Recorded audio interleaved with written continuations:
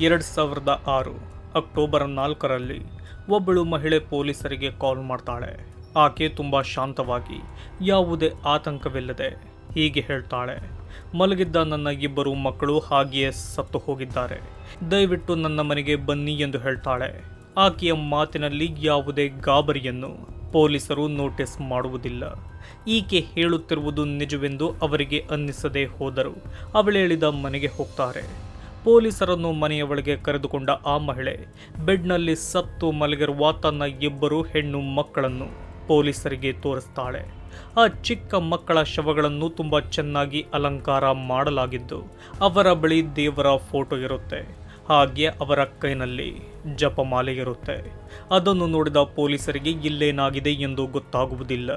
ಹೀಗೆ ಯೋಚನೆ ಮಾಡುವಾಗ ಅವರಿಗೆ ಕೊಳೆತು ಹೋಗಿರುವ ಹೆಣದ ವಾಸನೆ ಬರುತ್ತೆ. ಆಗ ಅವರಿಗೆ ಗೊತ್ತಾಗುವುದೇನೆಂದರೆ ಈ ಚಿಕ್ಕ ಮಕ್ಕಳು ಸತ್ತು 2ರಿಂದ 3 ದಿನ ಆಗಿದೆ ಎಂದು. ಈ ವಿಷಯವನ್ನು ಆ ಮಕ್ಕಳ ತಾಯಿಯೇ ಹೇಳಿ ನಾನೇ ಇವರನ್ನು ಕೊಂದೆ ಎಂದು ಹೇಳ್ತಾಳೆ.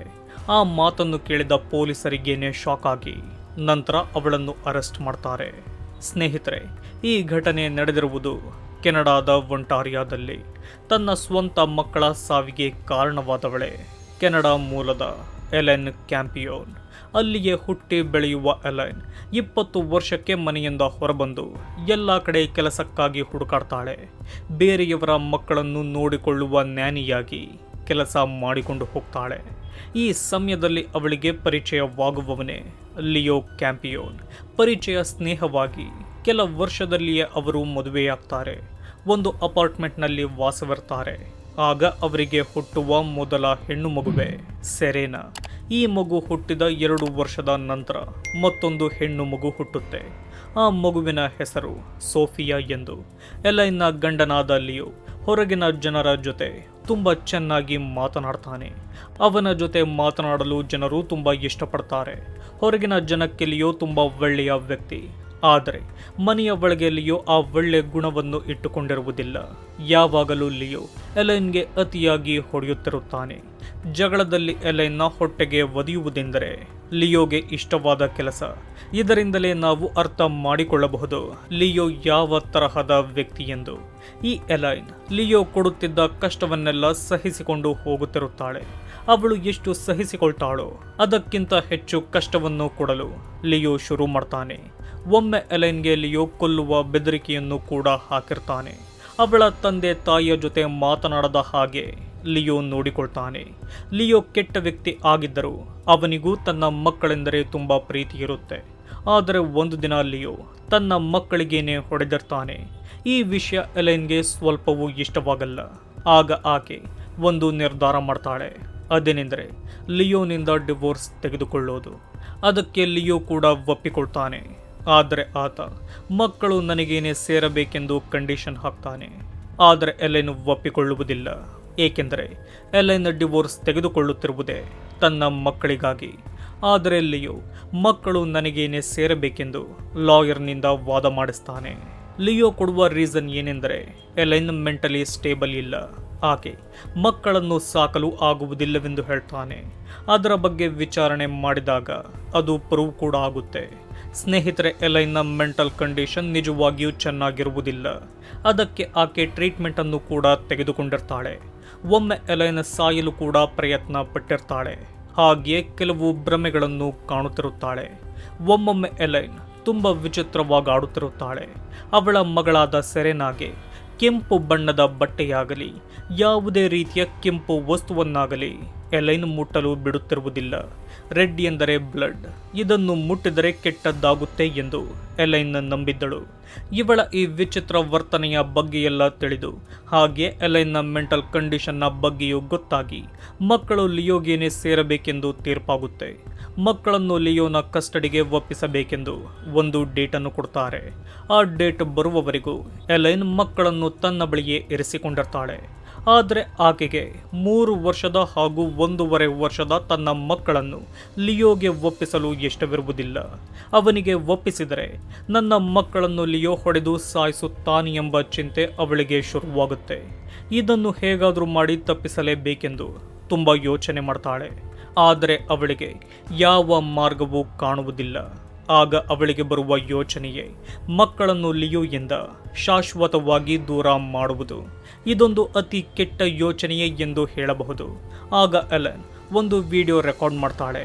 ಅದರಲ್ಲಿ ಎಲೆನ್, ನನ್ನ ಮಕ್ಕಳನ್ನು ಬೆಳೆಸುವ ಯೋಗ್ಯತೆ ನಿನಗಿಲ್ಲ, ಹಾಗೆಯೇ ಅವರನ್ನು ನೋಡಲು ಕೂಡ ನಿನ್ನಿಂದ ಆಗಬಾರದು. ಆ ರೀತಿ ನಾನು ಮಾಡುವೆ. ನನ್ನ ಮಕ್ಕಳು ಮತ್ತು ನಾನು ಸ್ವರ್ಗದಲ್ಲಿ ಒಂದಾಗುತ್ತೇವೆ ಎಂದು ಹೇಳಿ ಒಂದು ವಿಡಿಯೋ ಮಾಡ್ತಾಳೆ. ಆಗ ಆಕೆ ಯಾವ ತಾಯಿಯೂ ಮಾಡದ ಒಂದು ಕೆಲಸ ಮಾಡ್ತಾಳೆ. ಅದೇನೆಂದರೆ ಆ ಇಬ್ಬರು ಮುದ್ದಾದ ಮಕ್ಕಳನ್ನು ಬಾತ್ ಟಬ್ನಲ್ಲಿ ಆಟವಾಡೋಣವೆಂದು ಹೇಳಿ ಕರೆದುಕೊಂಡು ಹೋಗ್ತಾಳೆ. ನಂತರ ನೀರು ತುಂಬಿದ್ದ ಆ ಟಬ್ನ ಒಳಗೆ ಅವರನ್ನು ಇಳಿಸ್ತಾಳೆ. ಮಕ್ಕಳ ಜೊತೆ ತುಂಬ ಹೊತ್ತು ಆಟವಾಡಿ ನಂತರ ಅವರ ತಲೆಯನ್ನು ಹಿಡಿದು ನೀರಿನಲ್ಲಿ ಮುಳುಗಿಸ್ತಾಳೆ. ಅವುಗಳು ಎಷ್ಟೇ ಒದ್ದಾಡಿದರೂ ಎಲೆನ್ ಮಕ್ಕಳನ್ನು ಬಿಡದೆ ನೀರಿನಲ್ಲಿ ಪೂರ್ತಿಯಾಗಿ ಮುಳುಗಿಸಿ ಬಿಡ್ತಾಳೆ.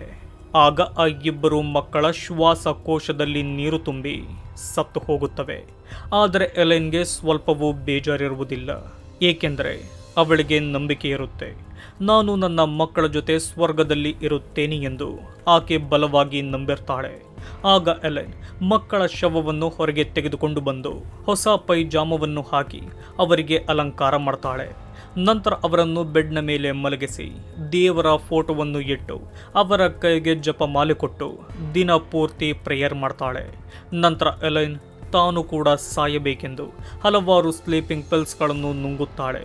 ಅವಳಂದುಕೊಳ್ಳುವುದು ನಾನು ಸತ್ತು ಹೋಗಬಹುದು ಎಂದು. ಆದರೆ ಎಲೈನ್ ಸಾಯುವುದಿಲ್ಲ, ಬದುಕಿ ಬಿಡ್ತಾಳೆ. ಪುನಃ ಸಾಯುವ ಪ್ರಯತ್ನವನ್ನು ಕೂಡ ಮಾಡದೆ ಪೊಲೀಸರಿಗೆ ಕಾಲ್ ಮಾಡಿ ಮನೆಗೆ ಬರಲು ಹೇಳ್ತಾಳೆ. ನಂತರ ಎಲ್ಲ ವಿಷಯ ಪೊಲೀಸರಿಗೆ ಗೊತ್ತಾಗುತ್ತೆ. ಈ ವಿಷಯ ತಿಳಿದ ಲಿಯೋ ಕೂಡ ತುಂಬ ನೊಂದುಕೊಂಡು ತಮ್ಮ ಮಕ್ಕಳ ಕಾರ್ಯವನ್ನು ಮುಗಿಸ್ತಾನೆ. ಇತ್ತ ಪೊಲೀಸರು ಅರೆಸ್ಟ್ ಮಾಡಿರುವ ಎಲೈನ್ನ ವಿಚಾರಣೆ ನಡೆಸಿ ಸಾಕ್ಷಿಗಳನ್ನು ಒಟ್ಟುಗೂಡಿಸಿ ಅವಳನ್ನು ಕೋರ್ಟ್ಗೆ ಒಪ್ಪಿಸ್ತಾರೆ. ಅವಳ ಪರ ವಾದ ಮಾಡುವ ಲಾಯರ್, ಎಲೈನ್ ಮೆಂಟಲಿ ಇಲ್, ಅವಳ ಮೆಂಟಲ್ ಕಂಡೀಷನ್ ಸ್ವಲ್ಪವೂ ಸರಿಯಿಲ್ಲ, ಅವಳಿಗೆ ನೀವು ಕೊಡಬೇಕಾಗಿರುವುದು ಶಿಕ್ಷೆಯಲ್ಲ, ಸರಿಯಾದ ಟ್ರೀಟ್ಮೆಂಟ್, ಹಾಗಾಗಿ ಅವಳಿಗೆ ಶಿಕ್ಷೆ ಕೊಡಬಾರದು ಎಂದು ಕೇಳಿಕೊಳ್ತಾರೆ. ಆಗ ಜಡ್ಜ್, ನೀವು ಮಕ್ಕಳನ್ನು ಕೊಲ್ಲುವಾಗ ನಾನು ಮಾಡುತ್ತಿರುವುದು ತಪ್ಪು ಎಂದು ನಿಮಗೆ ತಿಳಿದಿತ್ತಾ ಎಂದು ಕೇಳ್ತಾರೆ. ಆಗ ಎಲೈನ್, ಹೌದು, ನಾನು ಮಾಡುತ್ತಿರುವುದು ತಪ್ಪು ಎಂದು ನನಗೆ ಗೊತ್ತಿತ್ತು, ಆದರೂ ನಾನು ಅವರನ್ನು ಸಾಯಿಸಿದೆ ಎಂದು ಹೇಳ್ತಾಳೆ. ಈ ಮಾತನ್ನು ಕೇಳಿದ ಕೂಡಲೇ ಜಡ್ಜ್ 25 ವರ್ಷದ ಕಠಿಣ ಶಿಕ್ಷೆಯನ್ನು ಎಲೈನ್ಗೆ ಕೊಡ್ತಾರೆ. ಒಬ್ಬ ವ್ಯಕ್ತಿ ತಾನು ಮಾಡುತ್ತಿರುವುದು ತಪ್ಪು ಎಂದು ತಿಳಿದಿದ್ದರೂ ಆ ತಪ್ಪನ್ನು ಮಾಡಿದರೆ ಅದಕ್ಕೆ ಕ್ಷಮೆಯಿಲ್ಲ, ಹಾಗಾಗಿ ಎಲೈನ್ಗೆ ಶಿಕ್ಷೆ ಸಿಕ್ಕಿದೆ ಎಂದು ತೀರ್ಪು ಕೊಡ್ತಾರೆ. ಅದನ್ನು ಕೇಳಿದ ಜನರೆಲ್ಲ ಮಕ್ಕಳ ಸಾವಿಗೆ ನ್ಯಾಯ ಸಿಕ್ಕಿತು ಎಂದು ಅಂದುಕೊಳ್ತಾರೆ. ಆಗ ಎಲೈನ್ ಒಂದು ಮಾತು ಹೇಳ್ತಾಳೆ, ಅದೇನೆಂದರೆ, ನನ್ನ ಈ ಮೆಂಟಲ್ ಕಂಡೀಷನ್ಗೆ ನಾನು ಆತ್ಮಹತ್ಯೆ ಮಾಡಿಕೊಳ್ಳಲು ಪ್ರಯತ್ನ ಪಟ್ಟಿದ್ದಕ್ಕೆ, ನನ್ನ ಮಕ್ಕಳ ಸಾವಾಗಿದ್ದಕ್ಕೆ ನಾನು ಕಾರಣವಲ್ಲ. ಇದಕ್ಕೆಲ್ಲ ಕಾರಣ ನನ್ನ ಗಂಡನಾದ ಲಿಯೋನೇ. ನಿಜವಾದ ಅಪರಾಧಿ ಅವನೇ ಎಂದು ಆರೋಪ ಮಾಡ್ತಾಳೆ. ಆದರೆ ಆ ಆರೋಪಕ್ಕೆ ಸಾಕ್ಷಿ ಇರುವುದಿಲ್ಲ. ದೈಹಿಕವಾಗಿ ಶಿಕ್ಷೆ ಅನುಭವಿಸಲು ಎಲೈನ್ ಜೈಲಿಗೆ ಹೋದರೆ ಮಕ್ಕಳನ್ನು ಕಳೆದುಕೊಂಡ ಲಿಯೋ ಮಾನಸಿಕವಾಗಿ ಶಿಕ್ಷೆಯನ್ನು ಅನುಭವಿಸ್ತಾನೆ.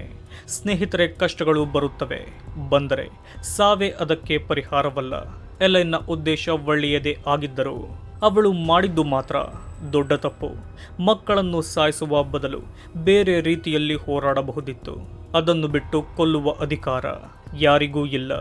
ಇಂತಹ ಕೇಸ್ಗಳು ಇತ್ತೀಚೆಗೆ ಹಲವಾರು ನಡೆಯುತ್ತಿವೆ.